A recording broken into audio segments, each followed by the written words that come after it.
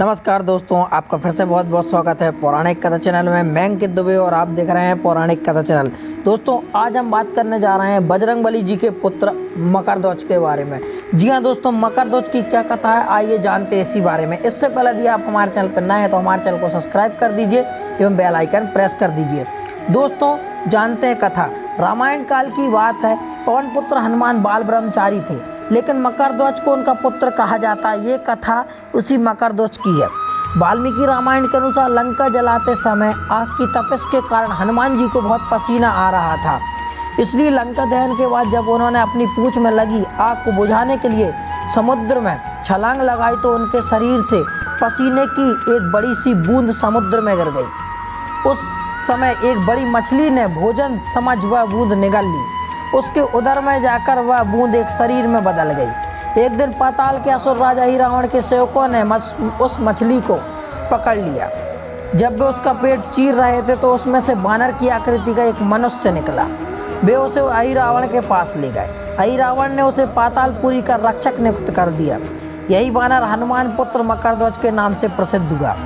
जब प्रभु श्री राम और रावण का युद्ध हो रहा था तब रावण की आज्ञा अनुसार अहि रावण राम लक्ष्मण का अपहरण कर उन्हें पातालपुरी ले गया।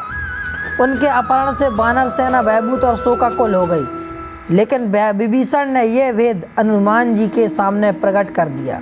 तब राम लक्ष्मण की सहायता के लिए हनुमान जी पातालपुरी पहुंचे। जब उन्होंने पाताल के द्वार पर एक वानर को देखा तो वे आश्चर्यचकित हो गए। उन्होंने मकरध्वज से उसका परिचय पूछा। मकरध्वज अपना परिचय देते हुए बोला, मैं हनुमान पुत्र मकरध्वज हूँ और पातालपुरी का द्वारपाल हूँ। मकरध्वज की बात सुनकर हनुमान जी क्रोधित होकर बोले, हे तुम क्या कह रहे हो दुष्ट, मैं बाल ब्रह्मचारी हूँ, फिर भला तुम मेरे कैसे पुत्र हो सकते हो। हनुमान का परिचय पाते ही मकरध्वज उनके चरणों में गिर गए और उन्हें प्रणाम कर अपनी उत्पत्ति की कथा सुनाई। हनुमान जी ने भी मान लिया कि वह उनका ही पुत्र है, लेकिन यह कहकर वे अभी अपने श्री राम और लक्ष्मण को लेने आए हैं। जैसे ही द्वार की ओर बढ़े वैसे ही मकरध्वज उनका मार्ग रोकते हुए बोला, पिताश्री ये सत्य है कि मैं आपका पुत्र हूँ, लेकिन अभी मैं अपने स्वामी की सेवा में हूँ, इसलिए आप अंदर नहीं जा सकते। हनुमान जी ने मकरध्वज को अनेक प्रकार से समझाने का प्रयास किया, किंतु वह द्वार से नहीं हटा। तब दोनों में घोर युद्ध हुआ। देखते ही देखते हनुमान जी उसे अपनी पूंछ में बांधकर पाताल में प्रवेश कर गए। हनुमान जी सीधे देवी मंदिर पहुंचे, जहां अहि रावण राम लक्ष्मण की बलि देने वाला था।